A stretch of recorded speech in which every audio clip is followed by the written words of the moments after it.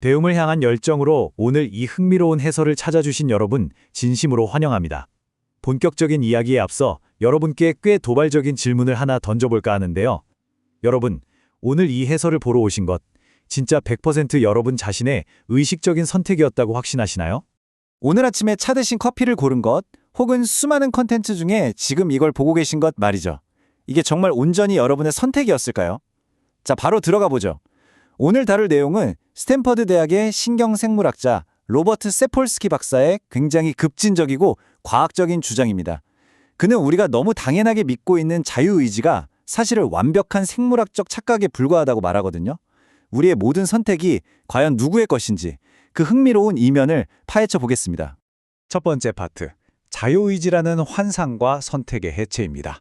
일단 우리 사회가 도대체 무엇을 자유로운 선택이라고 부르는지 그 기준부터 짚어보고요.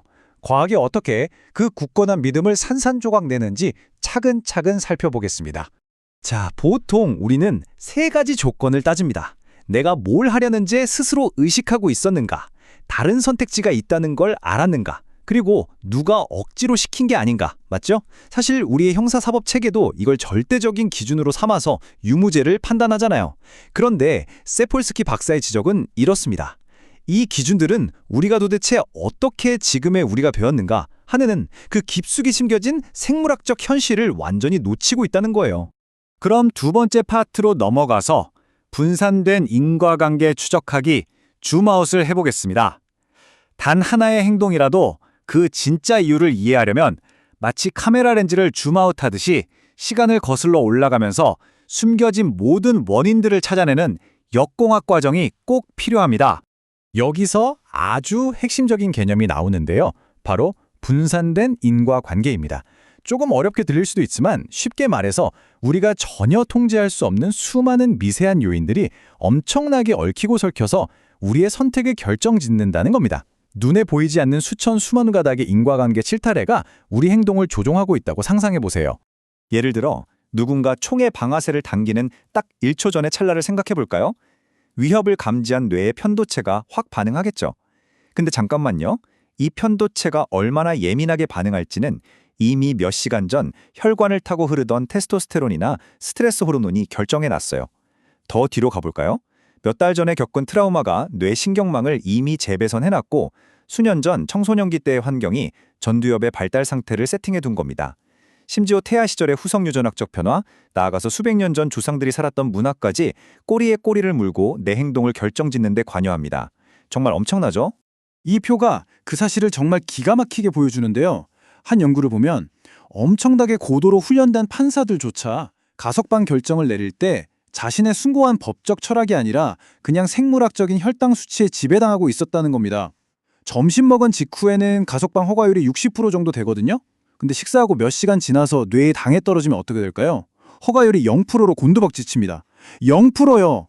어쩌면 우리는 이토록 철저하게 생물학적인 기계일지도 모릅니다. 화면에 보이는 25라는 숫자, 이게 대체 뭘까요? 바로 우리의 충동을 조절하고 도덕적인 결정을 내리게 돕는 뇌의 전두엽이 완전히 성숙하는 데 걸리는 시간입니다. 무려 25년이나 걸립니다. 다시 말해 25살 전까지 내가 겪은 수많은 환경과 경험들이 내 도덕적 판단 능력을 말 그대로 찰흙처럼 빚어낸다는 뜻입니다. 나의 자유로운 의지가 아니라요. 세 번째 파트, 깊은 역사의 역할입니다. 이제 줌아웃을 훨씬 더 과감하게 해보죠. 시야를 증조 부모님 너머로까지 넓혀보면 수백 년 전의 생태계가 지금 현대인인 우리의 행동을 어떻게 지배하고 있는지 아주 선명하게 보입니다. 아시아의 벼농사 문화는 물을 대고 모내기를 하느라 엄청난 협동이 필요했죠. 그래서 우리라는 사고방식이 강해졌습니다. 반면에 밀농사를 짓거나 양을 치는 방목은 혼자서도 할 수 있으니까 나를 더 강조하는 문화가 생겼고요.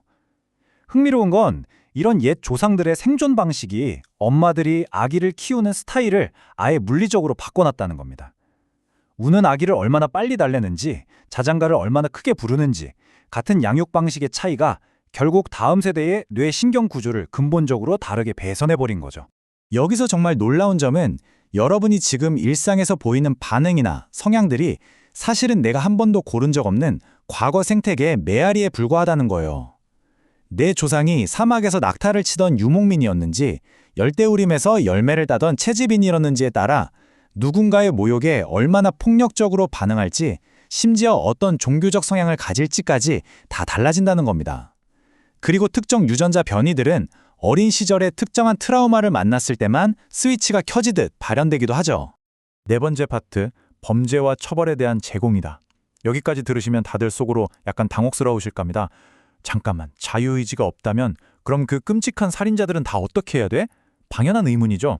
세폴스키 박사는 이 논쟁적인 주제에 대해 아주 명확하고 일관된 해결책을 제시합니다. 그의 논리는 이렇습니다.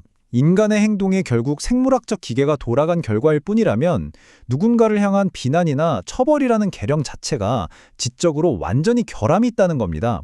한번 생각해 볼까요? 브레이크가 고장난 차가 위험하게 질주한다고 해서 우리가 이 사악한 자동차야 하면서 매일 망치로 차 지붕을 내리치진 않잖아요. 그냥 남들이 다치지 않게 고쳐질 때까지 차고에 격리시킬 뿐이죠. 그래서 세폴스키는 현재의 사법 체계를 이 격리 모델로 바꾸자고 제안합니다. 감기에 심하게 걸려서 기침하는 아이를 유치원에 안 보내거나 수면 유도제가 든 알레르기 약을 먹은 파일럿에게 비행기를 못 몰게 하는 거랑 똑같아요. 우리가 그 사람들을 비도덕적이라며 미워하나요? 아니잖아요. 그저 사회를 보호하려고 일시적인 제약을 두고 근본 원인을 찾아서 고장난 부품을 고치려 할 뿐입니다. 범죄자들에게도 이런 접근이 필요하다는 거죠. 마지막 5번째 파트, 자유의지 없는 변화입니다. 자, 여기서 가장 중요한 의문이 하나 남습니다. 만약 자유의지가 없다면 인간은 영원히 변할 수 없고 그냥 이대로 살아야 하는 걸까요? 결코 그렇지 않습니다. 오히려 우리는 애매한 자유의지 같은 걸 끌어오지 않고도 우리의 행동을 아주 극적으로 바꿀 수 있는 명확한 생물학적 메커니즘을 가지고 있거든요. 이런 상황을 한번 상상해 보시죠. 두 사람이 엄청나게 감동적인 영화를 보고 극장을 나섭니다. 한 명은 펑펑 울더니 전 재산을 기부하는 자선가가 되기로 마음먹고요. 다른 한 명은 그 영화의 촬영 기법에 꽂혀서 당장 촬영 감독 지망생이 됩니다. 두 사람 모두 완벽하게 변했죠? 하지만 그들이 스스로 변화를 선택한 게 아닙니다. 극장에 들어가기 전부터 각자의 뇌 속에 이미 세팅되어 있던 신경학적 상태에 따라 그냥 그 영화라는 외부 상황이 그들을 그렇게 바꿔놓은 거예요.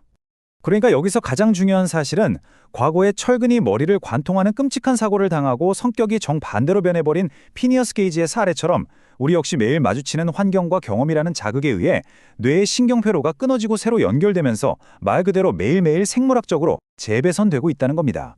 화면에 나오는 역사적 예시들을 한번 쫙 보실래요? 정말 악명 높던 노예선 선장이었다가 훗날 위대한 노예제 폐지론자가 된 존 뉴턴. 진주만에 무자비하게 폭탄을 떨궜지만 결국 생존자들과 뜨겁게 포옹하며 참회한 아베 젠지. 1차 대전 중 불과 몇 시간 만에 총을 내려놓고 적군과 웃으며 축구를 했던 크리스마스 휴전의 군인들. 그리고 학살을 막으려고 아군을 향해 헬기 기관총을 겨눴던 휴 톰슨 조종사까지. 이 믿기 힘든 인류 역사의 극적인 변화들은 마법이나 기적이 아닙니다.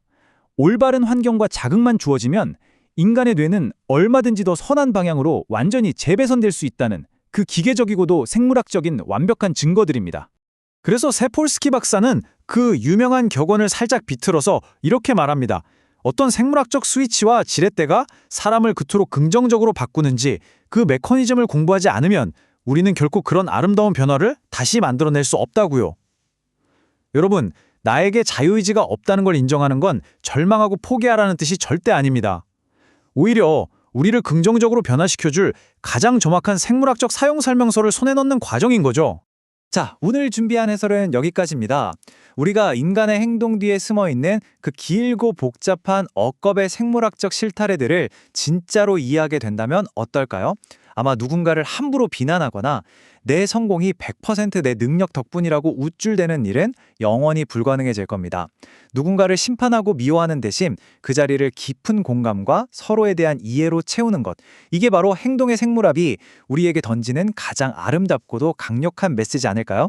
오늘 살펴본 이 엄청난 패러다임의 전환이 여러분이 세상을 바라보는 방식에 새롭고 흥미로운 변화를 가져다 주었기를 바랍니다. 끝까지 함께해 주셔서 정말 감사합니다.